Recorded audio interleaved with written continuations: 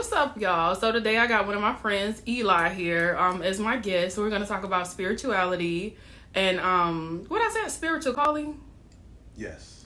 Okay, so we're going to talk about that. He's one of my spiritual friends. Like, I learned a lot from him. Basically, I told you a long time ago on IG that I have one of my friends that comes to my house on New Year's Day because I'm so superstitious. Well, this is him. So every New Year's Day, he comes to my home because it's supposed to be a mail for good luck to come to your home. So he comes, I walk around with the sage, we like bless the house. He lives right by me. We live in the same complex. So I wanted you guys to meet him and just listen to the, discussions that we have. I think we really go deep, and he's like the male version of me, I feel. But, you'll get to see for yourself, and I hope you enjoy. Okay, so first I want to start off with what spirituality means to me. Basically, I feel like it's your own relationship with God, like to simplify things. I think that when you were a child, basically we were all given God by our parents. Like, basically we were children. We cried out to our mother, as a baby. So we didn't know anything about God, or I don't believe that it's like a God in the sky and like all of those things, or like that it's a white man, because first of all, I believe that it's a being. And as human beings, that's what we are as well. So if this being created man, how can it be a man? And if it were to be like a man, of course, I don't believe it would be a man. I believe it would be a woman. But that's just me, because we naturally come from a woman. We have to. That's scientific. So, But anyway, so I feel like spirituality is just your own personal relationship with God. You can say the universe. I believe in God, the universe, different things that play, different elements that help us as a whole. So I just feel like basically it all boils down to, what you believe in. You have to believe in God. You had to be created. You had a mother and a father, and there had to be something that created their mother and father and all the way back. So, there's some type of being that we're all connected to. And I also believe that God is in you. So, you have to take care of yourself, and you have to have this relationship with yourself and with God. Just individually, so whatever journey that you're on, however you reach it, that's really up to you. Here's my friend Eli, and basically he's going to explain to you what spirituality means to him. Spirituality means to me, I believe it's mentalism in the mind. I believe that if God is the ocean, we're the smallest misty droplet that can be. I believe that when we were children, we came from the spiritual realm, and that's why we're more imaginative. I believe that children come from the spiritual realm. That's why they're more creative, they're more imaginative, they pretend, they have all of the qualities that spirituality has. They're able to see ghosts and spiritual entities that grown-ups can't, and they start to lose that development at the age of 9 when they have that conscious mind. I believe spirituality is the subconscious realm. It's when we close our eyes, it's what we see, what we hear, what we feel, what we taste. Especially because spirituality, the spirit never dies and never goes to sleep. It's always awake. So it really comes out when your conscious mind is resting, when you're asleep. That's why your dreams are more profound. That's why answers to certain questions come to you. That's why your deepest self is trying to teach you about life and what you're going through based off the experiences. Because I also believe, as far as spirituality in the mind, I believe that the mind is like a marriage with the conscious mind and the subconscious mind. I believe that, like all spiritual teachers teach you, and even shows teach you sometimes, is like, if you want to realize your maximum self, you have to relax and you have to focus on certain senses and everything. I believe that to be spiritual is to really listen and pay attention to your surroundings and to signs, because spirituality and spiritualists, they tell you everything is connected. If you ask a question, sometimes you might hear that answer 2 days later when you're at the bus stop, and the child might answer you and you won't even know it. Yeah, that's how connected we are. I forgot to tell you guys that he actually has a degree in psychology. He'll go deep on you, with the mental. I'm sure you peep that. Also, he is Haitian, so I wanted to talk to him a little bit on camera about the Haitian voodoo stigma, because a lot of people automatically, you tell them you're Haitian, and I'm sure they automatically say, oh, voodoo and stuff like that. So we're just going to talk about that stigma. Basically, I wanted to mention how I always notice, I believe in black magic and I believe in white magic. Of course, you don't want to dabble with black magic, but I think the stigma is attached to black magic. The thing that's crazy nowadays is that it's viewed as like the devil, or you believe in the devil and things like that. When you think about it, before we had doctors, we had witch doctors back in Africa and things like that. We had natural things from the earth to heal us and things like that. So these are all entities and things that work together and have been working before, since the beginning of time. And I think it is just disrespectful and just ignorant for people to assume that it's automatically, you put a root on somebody, or it's voodoo, or you a spell and all of these things, when it's really not the case. So because you're Haitian, has your family ever explained the voodoo aspect to you? Yes. One time when I was younger, I asked my mom point blank, why does Haitian voodoo get a bad rep? And I remember her telling me that, every culture has their own spirituality system, but the reason why Haiti gets a bad rep, because she said, quote unquote, our spirituality is more dirty. Not in dirty in a bad way, but more like a guerrilla warfare style, because Haiti was founded off, we're the first and only country ever in recorded history to rebel against slavery. We had to be a little more cutthroat. So what does voodoo in the Haitian culture mean to you?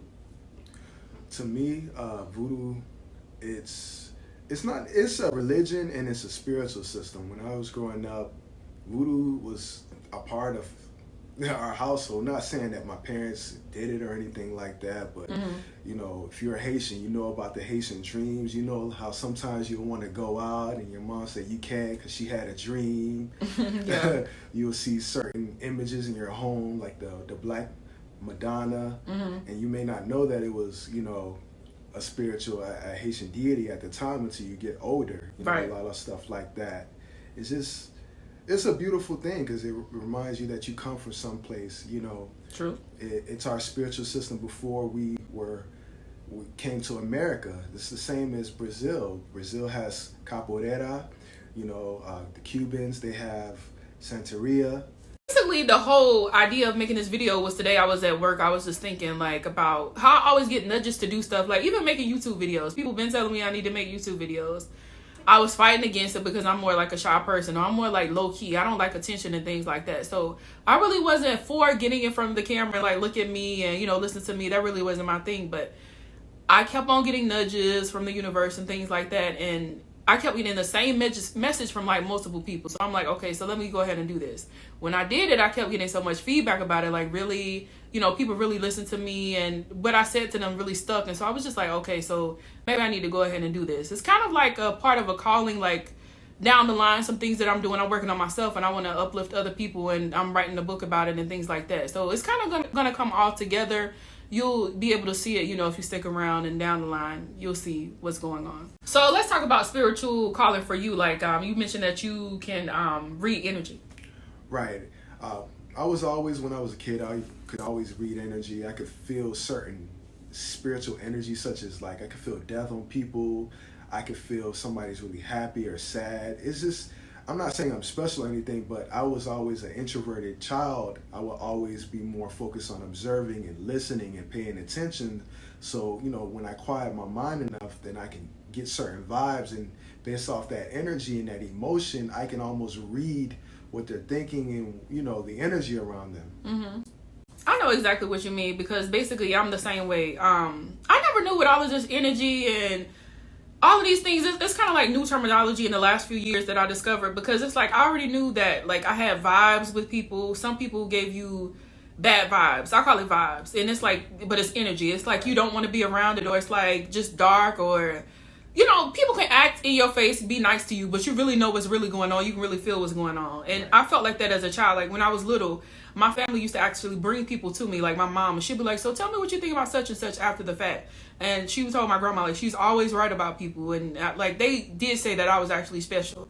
And my grandmother said that I have a gift, for that her mother had. And so it's clairvoyant, and things come to me in my dreams. And like you said, with death, death always comes to me, but it's for my family members, so I can kind of know ahead of time what's gonna happen. It's really strange things that I won't really talk about. Tell me a little bit about when you first started your spiritual journey.